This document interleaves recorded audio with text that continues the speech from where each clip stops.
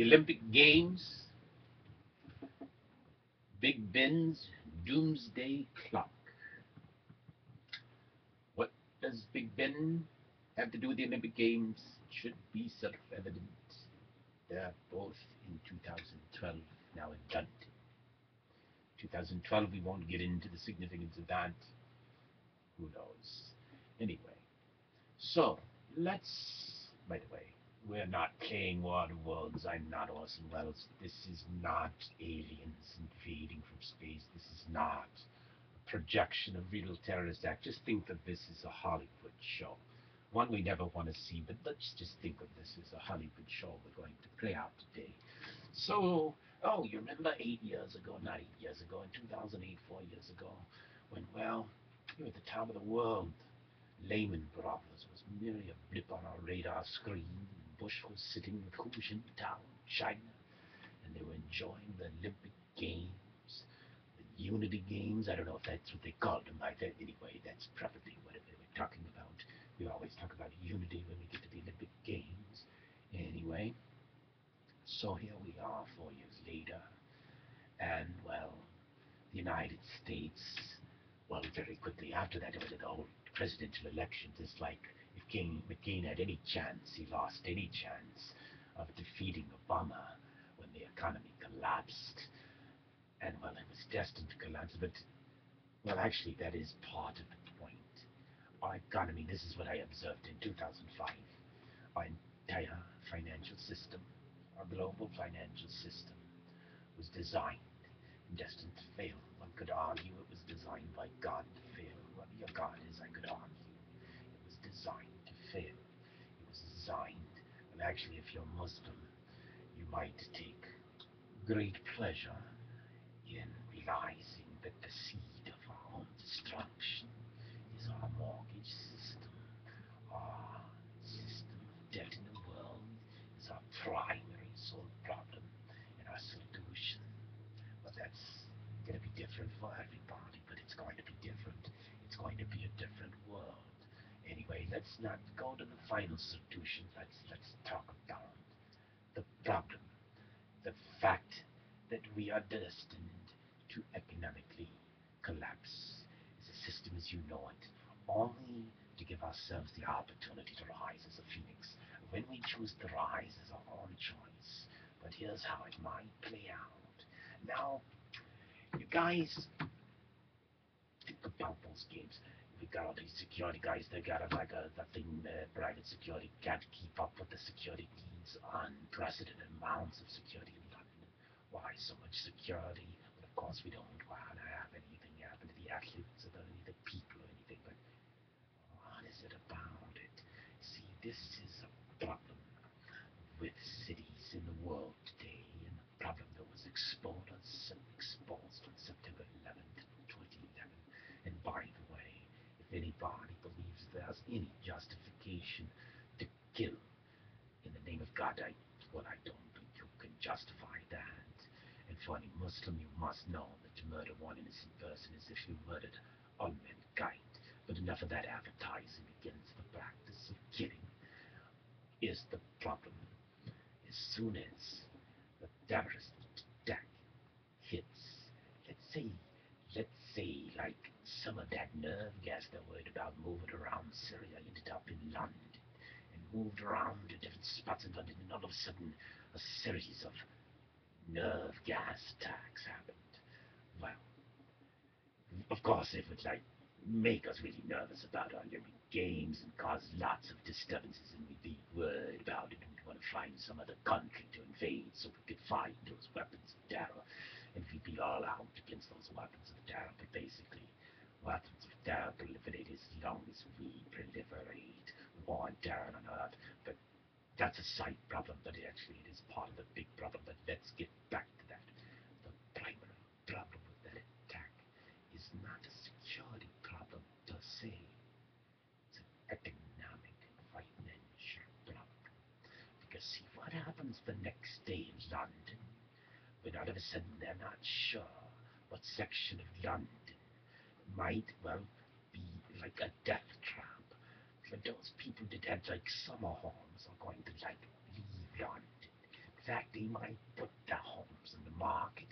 The market be flooded with homes in the highest priced places in England, and those people in London would move to the country as fast as they could. Well, of course, the homes in the country might go up a little bit, but bottom line is the crash in the real estate in London quickly if they're on the model of America. You see, some of them aren't, but if they're on the model of America, all of a sudden, who owns those houses when the city crashes in value? It could be New York City, Chicago, you name it, LA. Who owns those houses? If those houses took another 20, 30% house crash, you know who owns it? We could say that the banks get them. But the banks are only capitalized at 10%. So if we crash 20 and the banks have 10, they're 10 in the hole. Who owns that holy 10 in the hole? Well, that's where it gets to be a problem. Because then your nation owns it. Now, who owns your nation's another question entirely. We can answer that in the longer scheme of things, but here's the question you get to. Then you get to, okay, so let's say you're England. What happens to the value of the pound when the England, London crashes, the English banks go unstable, the pound starts crashing? What happens? Well, it might be more competitive, and people say, well, if you take it as risk, we can, well, I take it in the city, we'll like move it to Ireland or something.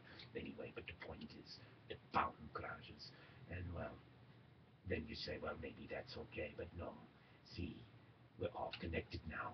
It couldn't happen. You could put that thing, forget London for a chance. It's a small island, well, relative to the United States. What happens if the United States falls?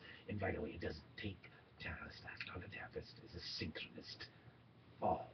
For example, what happens if, for example, right here, right now, we're already on the brink of catastrophe.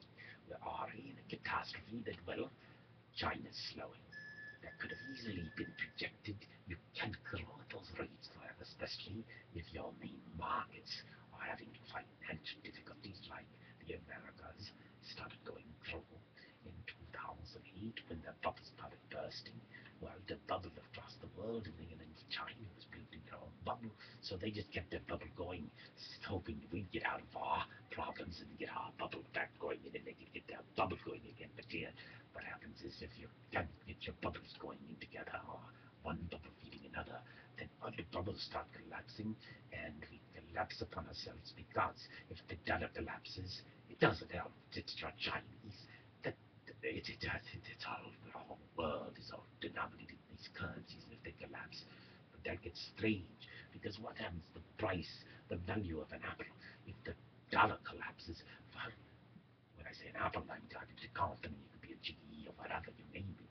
What happens to the value of a railroad company? You name it. It goes down with it on a relative scale, but what's relative? It's just like they're all denominated in dollars, but let's not go into that. There's a final solution, and that's where we get into where this might be the game of, well, let's call it God, or just maybe just like Darwinian intelligence of intelligent design, because here's the thing. If our whole system was designed to collapse, especially around this time, which gets very strange, but if our whole system was designed to collapse, well, what does that tell you? Why would you design a system to collapse? Because there is a final solution. And why would you? Because you know man is a very, very, he's got like a habits, and he's like a man of his own phase. He gets hard at times to think out of his box. He really has to go through a crisis or a new evolution of technology or something to change his normal natural behaviors, or just to do things different than we used to do. But I'm talking about doing things different on a massive global scale, turning things upside down and right side up, and find differences that you just can't even imagine. And so, to get to those differences, those changes of attitudes and opinion, we really must, we need to achieve, well, a new order. We actually have to achieve peace on earth and justice. But let's get back to that. Here's the solution to our problem. It's a supercurrency. we create. Well, let's just imagine it starts with a Fed. It could be done in multitude of ways, but ultimately, this is a supercurrency word. But let's just take it from a Fed standpoint for now, because here's how it might work. Let's not get into the politics of this, but let's just say the politicians were going along because we were executing a plan of the right and a plan of the left. How could you have a plan of the right and a plan of the left? Well, the plan is to get rid of the big brother government and turn it into, um, well, I use the term big brother, but let's think your brother's a nice guy. But let's turn the instruments of government into the instruments of enterprise, and let's turn the missions of government into the missions of enterprise, and let's transform our entire political economic structure into the enterprise of enterprises. And here's how it would be calculated. And by the way, along the way, you change your bank and your monetary system. No longer do you simply have a currency. By the way, one of the powers of the US dollar is its reserve currency status, which if you could create a reserve currency with infinite power, well, then you're onto something, and that's really what I'm talking about here. Creating infinite power in my reserve currency. Right now, your power is backed by, well, promises. In God we trust. Let's hope we can pay our bills in the United States. Well, our bills are all for ourselves, our bills are all to other people. Who knows who owns the bills? It's all a very complicated thing when you really get down into it. But the point is more this. Imagine with the Fed, we say we instruct the Fed's going to go out and it's going to use its power and it's going to buy assets. It's going to issue cash and buy assets. And guess what? Let's just talk about the banking system. It's going to buy out all the banks. They're all out. We're going to buy them dead out. First, we're going to charge them for all the crimes, fight them up the noses, whatever they deserve for whatever they've done bad. But then we ultimately buy them out. But we're going to get rid of banks because we're going to make virtual money, electronically traceable money. This is going to allow us to track our corruption. Actually, it's going to allow us to do some interesting things with crime. Because if you go entirely to electronically traceable money, well, it's going to be hard to conduct the operations of the black market. But let's not even go into that. And if you're into the crime business, well, crime may not be, but we're going to give you a retirement plan. We're going to do a retirement plan, retire crime off the planet. That would be good, right? Well, anyway, the point is if we ran our business as an enterprise, see, we would not only buy the banks, we buy the technology companies, we buy, well, the food companies, we buy the infrastructure, the trains, the planes, the automobiles. Why? Because we're going to grow the economy by, well, imagine just going from sluggish growth to Chinese 9% growth in America. Imagine starting to build this place out. Well, imagine doing this worldwide. And how do you do it with the banks? It's very simple. Imagine we simply go to a deal to you and we say, listen, you got your mortgages, we're going to change your mortgages. You can have your house, your mortgage. Guess what? If, let's just say the money, you have 30% equity, 20%, you keep that 30% equity. You live in the house from left to right, the rest of your lives, maybe your children live in the house. The 80% mortgage, the 70% of the mortgage, well, we're going to just keep it. We'll keep it as passive equity in that house.